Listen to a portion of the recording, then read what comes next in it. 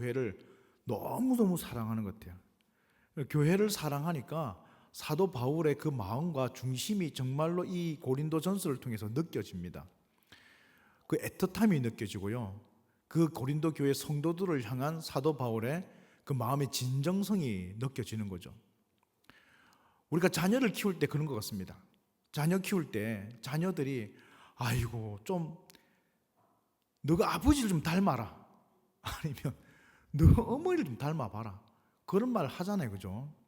이 사도 바울이 그런 부모와 같은 심정으로 지금 고린도 교회를 향해서 뭐라고 얘기하냐면 나를 좀 본받아라. 나를, 예수님을 내가 본받아라 소리는 안 하겠다. 주님은 너무 멀리 있으니 그 주님의 마음과 심장을 갖고 있는 나라도 좀 본받아라 라는 그 마음의 애틋함 또는 그 진정성이 오늘 본문 1절 말씀을 통해서 좀 나타나고 있는 것 같아요. 사실 이게 교만해서 그런 말을 하는 것이 아니라 고린도 교회를 정말 사랑하는 마음이 있다면, 그죠? 교회를 사랑하고 이 고린도 교회의 모습을 너무 이 자식을 낳는 마음으로 사랑하는데 사도 바울이, 그런데 교인들이 어떻습니까? 고린도 교회 교인들이 분당하지요, 음행에 문제 있지요, 우상 숭배하지요, 이단들이 있지요. 정말 총체적 난국인 거예요. 총체적 난국. 교회 안에 있을 수 있는 모든 문제는 다 있는 거예요. 시기하죠, 질투하지요, 은사 문제죠, 교만하지요, 질서 무너져 있지요. 막 이러니까 사도 바울이 이 교회를 보면서 정말 그 마음이 얼마나 답답했는가라는 것을 또한 느낄 수가 있죠. 그러니까 그 안타까운 심정으로 나를 좀 본받아라. 나를, 주님의 말씀을 듣지 못하고 주님의 말씀을 알지 못하면 나라도 보이지 않느냐, 나라도 좀 본을 좀 받고 그렇게 살아라, 이런 마음의 중심이 진정성이 느껴지는 것이죠. 바라옵기는 우리 남성교회 분들이 우리 교인들과 우리 성도들과 또 우리 자녀들과 우리 다음 세대를 향해서 나라도 좀 본받고 사십시오 라고 말할 수 있는 사랑의 크기가 있으시길 주의 이름으로 축복드립니다. 그런 마음이 있어야 돼요. 좀 나라도 좀 본을 받아라. 내가 하는 것 좀 따라하면 된다. 그 어떤 분이 그런 분이 있더라고요. 처음 교회를 이렇게 탁 데려왔지 않습니까? 초신자를 탁 데려왔습니다. 데려오면은 그 사람한테 하는 말이, 집사님이, 선생님은 교회 오면 나 따라하면 됩니다. 나 따라하십시오. 그러고 데리고 오는 거야. 그러고는 부엌에 들어가서 설거지 하니까 그 초신자 데리고 같이 설거지 시키고 막 나 따라하라고. 그런 거거든요. 그런 거. 나를 본받아는 말은 아무것도 모르겠거든, 어떻게 해야 될지 모르겠거든, 무엇을 해야 될지 모르겠거든, 신앙생활이 뭔지 모르겠거든, 나 따라하시면 됩니다. 저 따라하십시오. 그러면 예수님께로 내가 잘 인도하겠습니다. 여러분, 지금 1절의 말씀이 그 말이에요. 1절의 말씀이. 우리 좌우로 인사 한번 나누시겠습니다.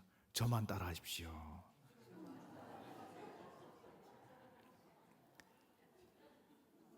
한 번 더 합시다. 저만 따라하면 중간은 합니다. 나 따라하면 중간은 한다는 거예요. 중간은 꽁떡은 안 한다는 거예요. 꽁떡은 안 한다. 나만 따라하십시오. 우리가 그런 마음으로 서로가 서로에게 권면할 수 있어야 되고요, 우리가 그런 마음의 중심을 가지고 교회를 사랑해야 된다는 것입니다. 저는 아닙니다. 저 말고 저분 따라 하십시오. 이런 마음으로는 교회가 부흥할 수 없어요. 저 따라 하십시오. 저한테 오시면 됩니다. 제가 잘 섬기겠습니다. 이런 마음의 중심이 우리 남성교회 중심 되길 주의 이름으로 축복합니다. 오늘 3절의 말씀 우리 함께 읽겠습니다. 그러나 나는, 시작,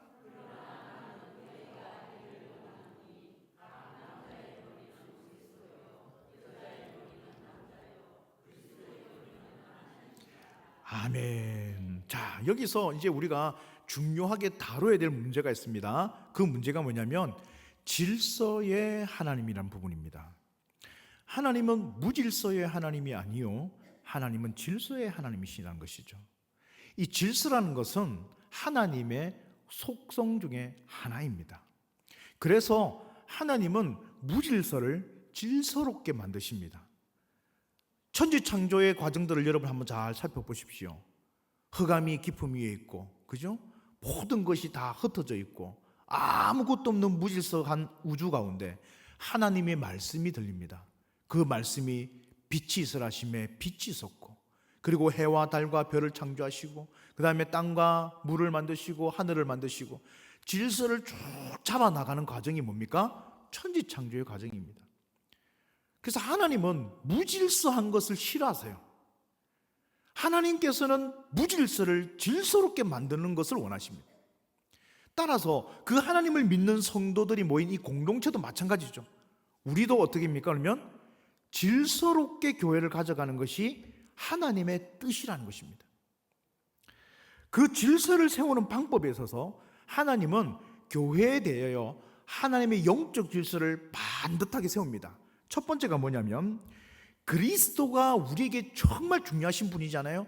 예수님이 중요합니다. 그러나 그 예수님의 머리가 누구시라고요? 하나님이에요.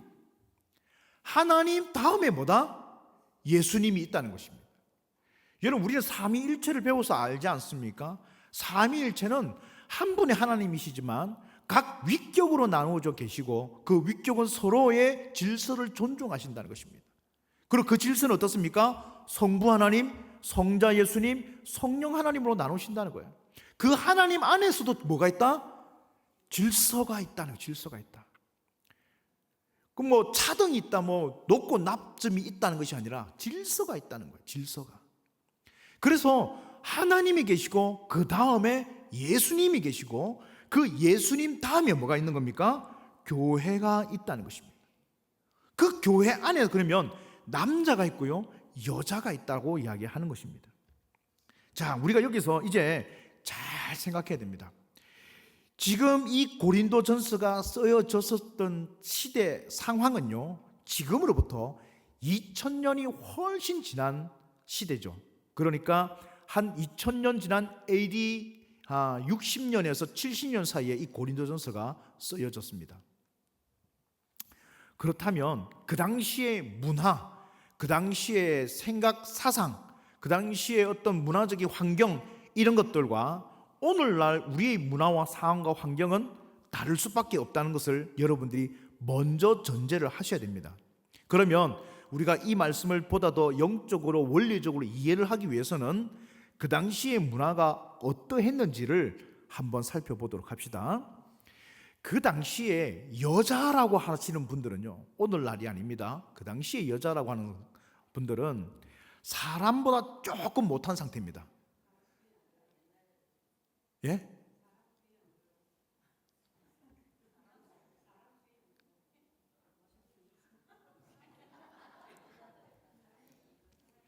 사람보다 조금 못한 상태입니다. 아내가 있지 않습니까? 아내는 내가 버릴 수도 있고 살 수도 있는 약간의 재산과 같은 개념이었습니다. 자식들도 마찬가지였고. 자, 그런 문화 속에 있었다는 것을 이해를 해 주십시오. 지금 제가 페미니즘을 이야기한 게 아닙니다. 그런 문화가 있었다는 걸 이야기해 주십시오. 이해를 해 주십시오. 그렇기 때문에 이 여자에 대한 인권이 그 당시에는 인권이라는 것 자체가 없었어요. 오죽했으면 수를 세하는 데 있어서 여자는 그 수에 들어갔다고 했습니까? 못 들어갔다고 했습니까? 못 들어간 거예요. 그러면 이 자리에 지금 몇 명이 와 있냐면은 우리 남성계에 보면 여기 한 15명밖에 없는 거예요, 사실은. 여자는 숫자에 안 들어오니까. 그만큼 여성에 대한 인식이 낮았던 시대라는 것을 또한 생각해 봅시다. 그런데 그런 여자들은 사회로부터 무시당하고 소외되고 그런 상황 속에서 여자가 경제력을 가질 수 있는 길은 딱 두 가지밖에 없습니다.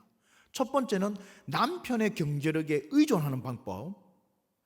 두 번째는 남편 없는 사람들 있지 않습니까? 남편 없는 사람은 그냥 경제력 자체가 사라지는 거예요. 그럼 이 여자들은 먹고 살아야 될 거 아닙니까? 먹고 살기 위해서 이 여자들이 할 수 없이 선택하는 마지막 한 가지 방법은 창기가 되는 것이었습니다. 몸을 파는 것이었습니다. 그 두 가지 방법 외에는 여자가 경제력을 가질 수 있는 방법이 없었어요. 때문에 당시의 과부들이라고 하면은 엄청난 사회적 약자였고 가난한 사람들이었다는 것을 이미 전제로 하고 있다는 것이죠. 오늘날에야 여성분들이 사회활동을 왕성하게 하고 있고 남자보다도 더 많은 수입을 올릴 수 있는 길이 많이 열려져 있고 여성에 대한 인권들이 이제는 거의 남녀가 평등한 시대에서는 이해를 할 수 없는 상황이었지만 불과 우리나라도 몇십 년 전만 하더라도 남자와 여자의 임금의 차이가 있었습니까? 없었습니까? 있었어요. 남녀 차이의 임금의 차이가 있었습니다.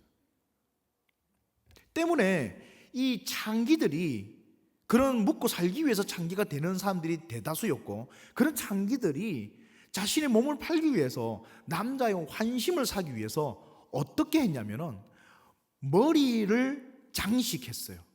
예쁘게 보이기 위해서 머리를 장식을 했습니다. 근데 그 머리 장식하는 것을 하기 위해서는요, 막 이게 막 이 뭐 무슨 장식품이나 이런 뭐 그런 것들을 막 꼽아야 될 거 아닙니까? 머리에다가 꽂아야 될 거 아닙니까? 막 꽂고 다니고 그랬단 말이죠. 그러니까 그것만 딱 봐도 이 사람이 정상적인 부인인지 아니면 창기인지를 알 수 있었다는 것이죠. 때문에 성경 시대에 사도 바울이 여자들이 그렇게 머리를 드러내놓고 장식을 하고 그렇게 거리를 활보하는 것이 굉장히 안 좋게 보였던 거예요. 그래서 일반 부인들은 그 머리에 멋을 꽂고 장식을 하지 않고 이렇게 너울 같은 것을 쓰고 다녔다는 거예요. 머리에다 이렇게 쓰고 다녔습니다. 예전에 우리나라 조선시대에도 여성분들이 무엇을 쓰고 다녔습니까? 장옷을 쓰고 다녔죠. 그죠? 그리고 옛날에 사극 같은 데 보면 여러분들 사극 같은 데 보면 이 중전 마마라든지 뭐 높으신 분들이 막 머리에 막 이렇게 막 둥그렇게 뭐 머리 모양으로 이렇게 쓰는 것을 보셨죠?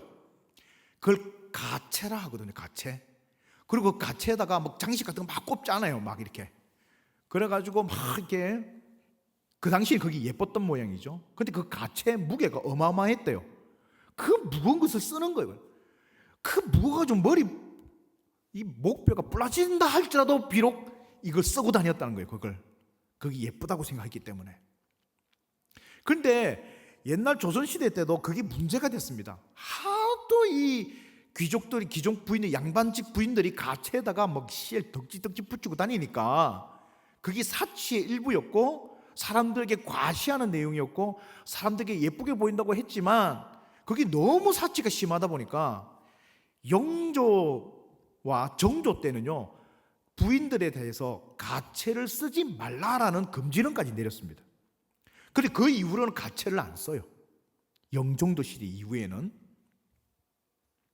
그만큼 이 장식하는 문제, 부인들이 일하는 문제들이 있었던 그 문화적 배경이 우리나라에도 있었다. 그러면 당시 이스라엘 지역에서도 이런 문제들이 많이 있었고 그런 것을 하고 다니는 사람들이 일반적인 부인들이 아니라 다 창기들이거나 허황된 허영심이 강한 그런 여자들이었다는 것이죠. 그래서 이제 이분들이 다 머리에 뭘 쓰고 와요. 쓰고 이렇게 예배를 드리고 교회도 오고 그랬어요. 일반적인 사람들은. 그런데 교회에 와서 말씀을 배우고 성경을 배우니까 하나님께서 우리를 창조하시는데 차별하여 창조하셨습니까? 하나님께서 우리를 똑같이 창조하셨죠. 그리고 차별하지 않는다는 것을 배웠습니다. 그러니까 이 교회 안에 여성분들이 그럼 우리가 이 머리 이거 뭐 쓸 필요 있나? 우리도 당당하게 그러면 머리 쓰지 말고 예배 드립시다 라는 말을 하게 되고 머리에 아무것도 안 쓰고 오기 시작하는 거예요. 그렇게 되니까 머리 아무것도 안 쓰고 오니까 그 사람들에서 교회 밖의 사람들이나 교회 안의 사람들이 오해를 하기 시작하는 거죠. 질서가 갑자기 무너지기 시작하는 거예요. 당시에 여성도들이 영적으로 굉장히 민감해 있어서 남성도들보다 여성도들이 훨씬 더 영적으로 깨어 있으신 분들이 많거나 은사를 많이 받으신 분들이 상당히 많이 있었습니다. 남자 성도들은요 별로 뭐 방언도 잘 못하고 예언도 잘 못하고 또 신유도 잘 못하는데 여성도들은요 은사를 갖다가 많이 받다 보니까 방언도 하고 신유도 하고 예언도 하고 막 활발하게 교회 안에서 자기 목소리를 내기 시작했다는 거예요. 그러니까 머리 쓰고 있는 거 다 벗어버리고 내가 낸데 하면서 교회 앞에서 드러내놓고 활동하시는 분들이 상당수 있었다는 것입니다. 그런 것을 보면서 이제 나중에 이 질서에 대한 부분들을 사도 바울이 고린도 전서를 계속 이제 이후로 진행하면서 질서를 잡아 나가는데요. 먼저 여성도들에 대해서 머리에 쓰라, 벗지 말고 쓰라라고 이야기합니다. 자, 그 말씀을 우리가 6절 말씀을 통해서 확인할 수가 있는데요. 오늘 본문 6절을 같이 한번 읽어보겠습니다. 만일 여자가 시작.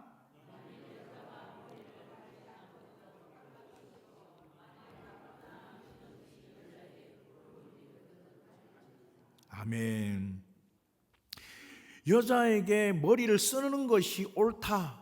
그리고 혹 쓰지 않을 것 같으면 차라리 머리를 밀어버려라. 머리를 밀어버리는 것이 부끄럽거든. 써라. 그래서 사도 바울은 머리를 가릴 것을 지금 권면하고 있습니다. 자, 이것은 그 당시 문화에 모든 부인들이 머리에 다 쓰고 다녔기 때문에 그것이 덕스럽고 그것이 질서에 맞다라고 생각했기 때문에 다른 오해를 사지 않을 것이기 때문에 그렇게 권면했습니다. 맞죠? 근데 이 말씀을 천주교에서는 이 말씀 문자 그대로 받아들여요. 그래서 천주교에 가면 여성도들이 머리에다 뭘 씁니다. 혹시 보셨습니까? 머리를 뭘 써요. 그걸 미사보라고 합니다. 미사보. 그래서 여성도들은 다 머리에다 뭐를 써요. 미사보를 쓰고 이 미사를 드려요. 이 말씀을 받아들여서. 그런데 우리 기독교에서는 여러분들 지금 보시겠지만 머리 쓰신 분들 계십니까? 아무도 안 쓰셨어요. 왜 그렇습니까? 우리는 이 말씀의 뜻을 받아들이는 것이지 이 말씀을 문자대로 받지 않는다는 것입니다. 우리에게서 중요한 것은 이 말씀이 전하고자 하는 그 의도가 무엇이냐. 여자의 머리는 무엇이다? 남자다라는 그 질서의 의미를 받아들이고 있다는 거예요. 쉽게 말하면 교회의 머리가 누구시다? 예수님 그리스도다라는 사실을 분명하게 하기 위해서 사도 바울이 이 말씀을 주셨다는 그 의미를 우리는 받아들이는 것이죠. 때문에 이것은요 여자에게만 말하는 것이 아니라 오늘 우리 헌신 예배드리는 남자 성도들에게도 동일하게 적용되는 말씀이고, 나의 머리가 세상이 아니라 나의 머리가 허황되거나 허용심을 발현할 수 있는 부분이 아니라 이 머리 자체가 누구의 것이다? 주님의 것이라는 것을 고백하면 우리는 다 영적으로 무엇을 쓰고 있는 것이다? 미사보, 즉 머리에 너울을 쓰고 있는 거나 마찬가지다는 것입니다. 때문에 불필요한 오해를 사지 않고 불필요한 이해관계에 얽히지 않고 내 머리는 예수님이십니다, 나는 예수님의 가르침을 받는 사람입니다 라는 것을 표현하는 것이 가장 중요한 문제였다라는 것입니다. 그러면 우리가 남자와 여자를 만드신 하나님의 뜻은 무엇인지 한번 살펴봅시다. 7절부터 우리 한번 천천히 읽어보겠습니다. 7절부터 10절까지 읽어보겠습니다. 남자는 시작.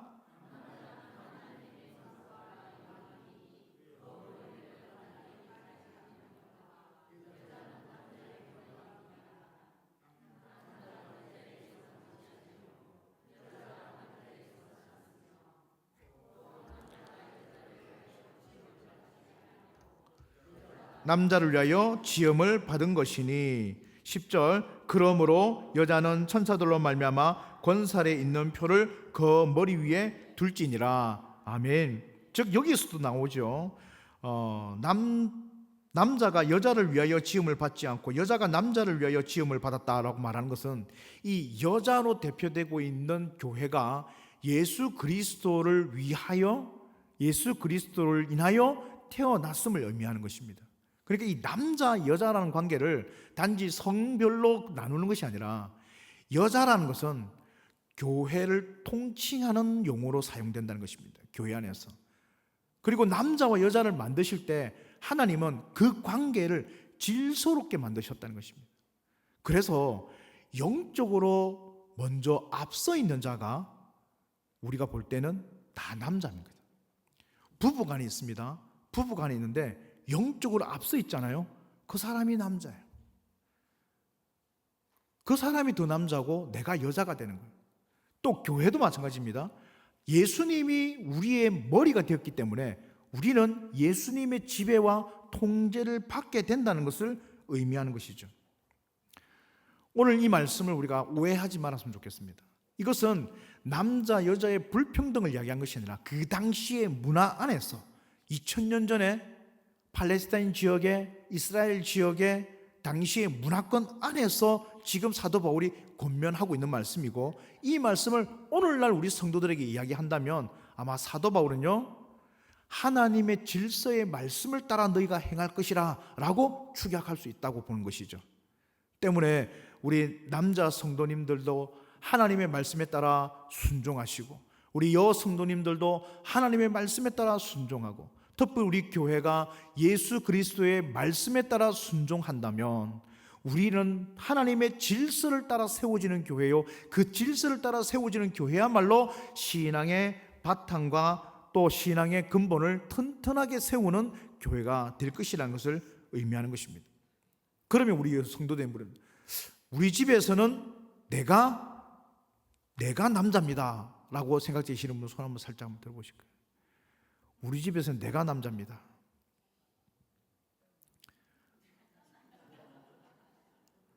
우리 집에서는 나는 여자입니다. 우리 집에서 나는 여자입니다.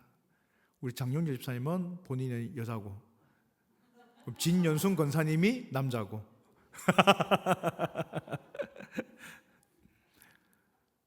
질서라는 것은요, 성별을 이야기한 것이 아니라 하나님의 말씀을 받는 사람이 누구냐는 것입니다. 하나님의 말씀을 받는 사람이 누구냐, 그 기준을 세워나가는 사람이 누구냐, 그 방향성을 정하는 사람이 누구냐, 그 사람이 중요하겠죠. 그래서 오늘 오전의 말씀과 같이 모세를 누가 세우셨습니까? 모세를 누가 세우셨어요? 하나님이 세우셨습니다. 하나님이 세우신 모세와 아론, 그들을 이스라엘 백성들의 지도자로 세우신 분이 하나님이시란 것이죠. 그런데 그 모세를 향해서 고라와 다단과 온이 당을 짓습니다. 당을 지어서 모세에게 하는 말이 뭐냐면, 당신만 지도자냐? 당신만 하나님이 세운 지도자냐? 왜 당신이 우리 위에 서서, 우리 총회의 위에 서서 지도자처럼 이래라 저래라 하느냐? 나도 지도자 될 수 있다. 내가 지도자 되겠다. 당신은 비키라. 내가 지도자 하겠다 라고 이 고라와 다단과 온이 당을 지어서 또 그 백성들 사이에서 많은 분란을 일으키고 분쟁을 일으켜서 그들이 그 고라 다단의 반역의 무리에 가담을 했더라는 것입니다. 하나님은 이것을 보고 하나님을 시험하는 거라고 명령하시고 그 고라와 다단의 무리를 다 죽여버립니다. 이게 굉장히 무서운 문제죠. 질서의 문제는요, 쉬운 문제가 아닙니다. 굉장히 엄중하고도요, 그리고 단호하게 이루어져야 될 부분이라는 것이죠.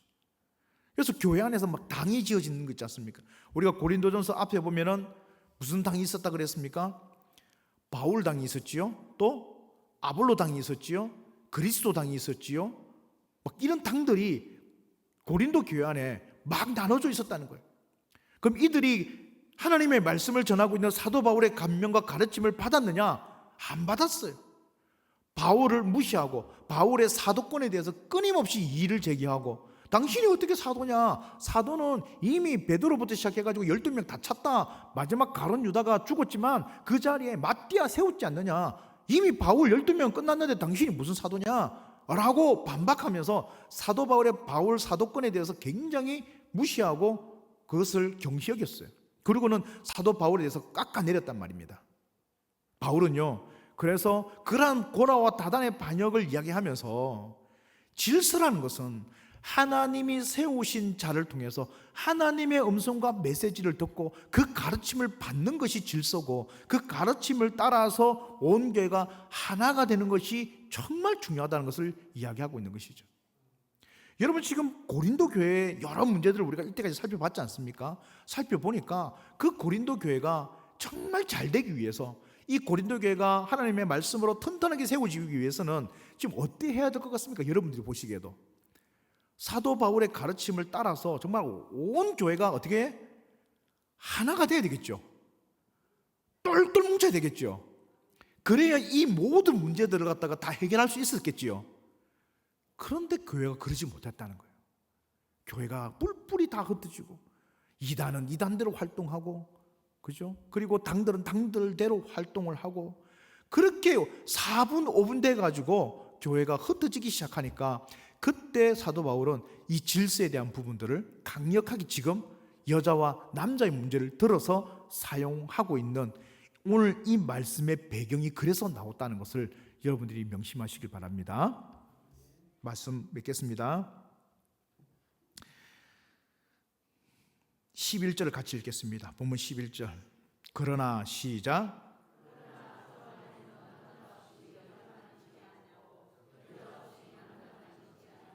12절 시작.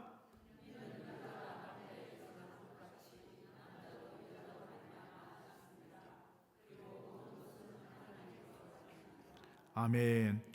자, 11절 11절은 앞에서 여자와 남자에 대해서 다소 차별적인 것처럼 이야기하였지만 11절과 10절과 11절과 12절에 딱 와서는 이제 어떻다고 이야기하는 겁니까? 이건 질서에 관한 부분이 차별이 아니다. 질서에 관한 부분이 차별이 아니고 남자도 여자 때문에, 여자도 남자 때문에 같이 있는 것이다. 그리고 이 모든 것은 누구에게서 났다? 하나님께로부터 났다. 그 남자 여자가 성에 따라서 차별될 수 있는 것이 아니다라는 것을 분명히 하고 있지 않습니까? 이해가 되십니까? 자, 그러면 오늘 우리 봅시다. 목회자가 하고 있고, 그 다음에 장로님들이 있고, 안수 집사님, 권사님들이 있고, 서리 집사님이 있는 이런 직분 체계는 이것은 높고 낮음을 이야기하는 것입니까? 차별을 이야기하는 것입니까? 아니면 뭐 지위의 고하를 나누는 것입니까? 아니면 질서를 이야기하는 겁니까? 질서를 이야기하는 것입니다. 그러니까 이걸 수직 관계가 아니고요. 이 수직 관계가 아니고 어떤 관계입니까? 수평 관계입니다. 수평 관계인데 뭐가 있냐면 무엇이 있냐는 거냐면 먼저 된 사람이 있고요, 나중된 사람이 있는 거예요. 지도자가 앞서간 사람이 있고요, 따라오는 사람이 있다는 것을 이야기하는 겁니다. 때문에 앞서가는 사람은, 지도자라는 뜻은, 리더라는 뜻은 먼저 경험한 사람을 이야기하는 것이고요, 따라가는 사람은 배우는 사람이라는 뜻을 이야기한 것입니다. 이것은 뭔가 인격적인 지위 고하를 이야기하는 것이 아니라는 것이죠. 따라합시다. 지도자는 먼저 배운 사람, 그 다음에 따르는 사람은 배움을 받는 사람, 그 이야기를 하는 거예요. 하나님 앞에서 우리 모든 사람은 다 뭐다? 평등하다. 똑같다는 것입니다. 똑같다. 먼저 된 사람과 나중된 사람이 있고, 먼저 배운 사람과 배움을 받는 사람이 있다는 것이지, 어떤 지위에 어떤 차이가 있다거나 뭐 높은 사람 낮은 사람 그런 걸 이야기한 것이 절대로 아니라는 것을 여러분들이 꼭 명심하시길 바랍니다. 때문에 이 사도 바울의 여자의 머리에 대한 부분은 하나님의 질서에 대한 부분이요, 이것을 우리가 문화적으로 다 무시하고 이걸 우리가 쓴다는 것은, 이것은 이 말씀의 의도를 잘못 이해하거나 또는 불필요한 행동일 수밖에 없고, 우리나라에서는 지금 머리에 뭐 쓰고 일 하지는 않습니다. 교회는. 하지만 이것을 그대로 받아들인 천주교는 지금도 여성 신자들은 다 머리에 미사보를 쓰고 미사를 드리는 문화적 차이가 있게 되어버린 것이죠. 말씀을 맺겠습니다. 오늘 11절과 12절의 말씀과 같이 우리는 하나님 은혜 안에서 다 같이 난 자들입니다. 그런데 머리라는 것은 지도권을 이야기하는, 지도권, 통제권을 이야기합니다. 그래서 교회의 통제는 목사에게 있는 것이 결코 아닙니다. 교회의 통제권은 하나님의 말씀에 있습니다. 그래서 교회가 무엇을 결정하고 교회가 무엇을 추진하고 이것에 대한 기준은 이 일이, 이 지금 진행하려는 그 일이 하나님의 말씀에 합당하냐 합당하지 않느냐, 이것을 보고 결정을 해야 되지, 목사님이 이걸 하려고 한답니다, 목사님이 이것을 하고 싶어 합니다, 이게 기준이 되어서는 안 된다는 거예요. 물론 목사님도 하고 싶어 하고 당회도 하고 싶어 하고 말씀에도 합당하면 그거 좋지요. 그러면 한 마음으로 추진하면 좋지요. 그런데 다소 이견이 있더라도 이것이 하나님 말씀에 오르면 그것을 추진해 나갈 수 있는 말씀의 분별함이 있는 우리 남성교회와 또 재직들이 많이 있는 교회가 건강한 교회가 된다는 것입니다. 그래서 어느 한 사람이 전횡을 휘두르는 교회, 어느 한 사람의 의지가 그 교회의 중요성을 결단하는 교회, 어느 한 사람의 생각이나 이념이 교회의 모든 것을 좌우하는 교회는 제가 분명히 말씀드리지만 그것은 건강한 교회가 절대로 아닙니다. 교회가 그래서는 안 된다는 것이죠. 제가 어떤 교회를 가봤습니다.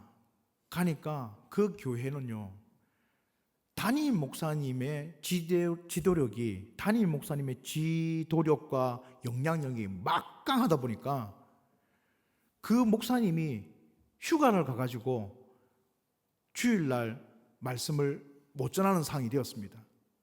그러면 어떻게 하는 것이 옳을까요? 예배란 저희들 교회는 예배 실황을 인터넷 생중계를 하지 않지 않습니까? 저는 그것이 옳다고 보여서 안 하거든요. 예전에 했지만 제가 와서는 인터넷 유튜브 중계를 안 합니다. 실시간 중계를 안 합니다. 그것은 예배란 예배 현장에 임재하시는 하나님의 은혜를 느끼는 것이 예배자고 예배지, 그것이 방 안에서 인터넷을 통해서 그것이 전달되기란 굉장히 힘들다고 생각하거든요. 그래서 예배는 현장에서 드려야 됩니다. 그런 생각 때문에 하는 건데, 중요한 것은 그 자리에서 온 성도들이 다 모여서 예배드리면 우리 같으면 목사님이 지정하신 부목사님이나 아니면 목사님이 초청하신 다른 목회자님이나 오셔서 대신 말씀을 전하게 하는 것이 옳은데, 그때 온 성도들이 다 예배드리고 왔는데 이전에 했던 목사님 설교를 떼어놓고 예배를 드리고 있는 거라. 이전에 했던 설교를 떼어놓고, 제가 서울에 그 어떤 교회 이야기를 한번 들었던 적이 있어요. 목사님이 돌아가셨어요. 돌아가셨으면 여러분들은 어떻게 하겠습니까? 우리 평상시 일반적이면 어떻게 하겠습니까? 빨리 담임 목사님 새로 청빙해야 되겠죠. 돌아가신 분은 돌아가셨고 빨리 청빙을 해야죠. 그런데요, 청빙하지 않아요. 청빙하지 않고 이전에 했던 목사님 설교를 영상으로 틀어놓고 예배를 계속했더래요. 그것도 몇 년씩이나. 돌아가신 죽은 목사님의 설교를 틀어놓고 예배를 드리고 있더라는 거예요. 옳지 않습니다. 왜 돌아가신 분을 쉬지도 못하게 계속해서 주일마다 불러내냐 말이야. 돌아가셨으면 좀 쉬고로 놔두지. 쉬지도 못하고 매 주일마다 불러가지고 또 설교하고 또 설교하고 그래 되겠냐 말입니다. 어느 한 사람의 영향력이 강해지잖아요. 어느 한 사람의 영향력이 강해지고 지도력이 강해지면 교회가요, 그럴 수 있다는 거예요. 그럴 수 있다는 거예요. 저는 오늘 여기 자리에 계신 우리 남성교회 분들이 명철함을 가지셔야 됩니다. 하나님의 교회는 어떤 한 사람에 의해서 좌우될 수가 없습니다. 하나님의 교회는 경영과 의논과 합의에 의해서 하나님의 뜻을 밝혀나가야 됩니다. 그것이 교회의 건강한 모습이죠. 잠언에 보면 그래서 경영은 의논을 통하여 이루라고 말씀하고 있는 것이죠. 우리 남성교회 분들이 정말 중요하지 않습니까? 이 남성교회 분들의 경영과 의논에 대한 내용들이, 특히 우리 안수 집사님의 그 의논들이 교회의 중요한 사항들과 중요한 문제들을 지혜롭게 결정할 수 있는 그런 믿음이 있으시기를, 그래서 하나님께 더더욱 지혜를 구하시는 우리 남성교회 회원들 되시고 믿음으로 자라나시는 남성교회 회원들 되시길 주님의 이름으로 축복드립니다. 남성교회뿐만이 아니죠. 우리 권사회도 마찬가지고 여전도에도 마찬가지입니다.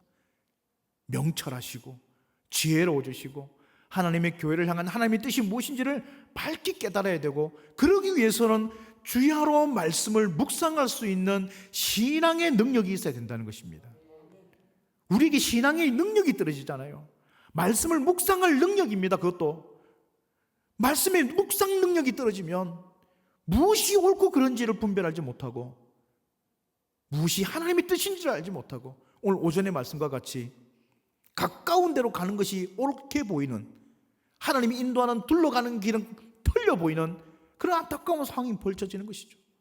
내 생각은 둘러가는 것이 나빠 보이고 그것이 더뎌 보이는 것이라 할지라도 하나님이 그 길로 인도하고 계신다면 순종할 수 있는 은혜와 지혜가 있으시길 다시 한 번 더 주님의 이름으로 축복드립니다. 말씀 맺겠습니다. 오늘 우리 헌신 예배 드리는 우리 남성교회는 그래서 하나님의 말씀의 기준을 완전히 붙들고 그 말씀을 따라서 나아가시는 우리 남성교회 되시길 바랍니다.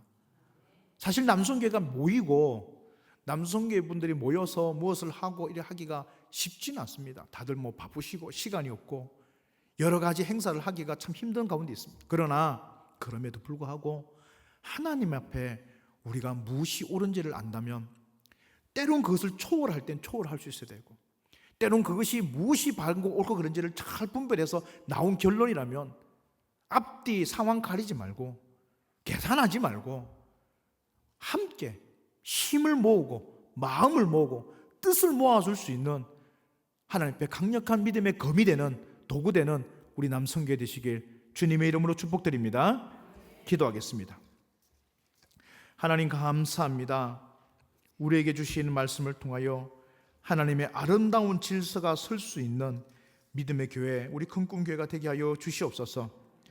우리의 마음을 흔들어 놓는 많은 사단의 공격들과 세상과 현실과 어려움의 문제들이 많습니다. 그럼에도 불구하고 하나님의 뜻을 따라 나아가는 우리 성도들이 믿음 안에서 강건해지고 또 명철해져서 주의 말씀을 따라 살아가는데 부족함이 없는 하나님의 종들 다 되게 하여 주시고 특별히 우리 남성교회 이런 믿음의 지혜자로 삼아 주셔서 하나님의 말씀을 붙들 수 있는 신앙의 능력이 넘치게 하여 주시옵소서.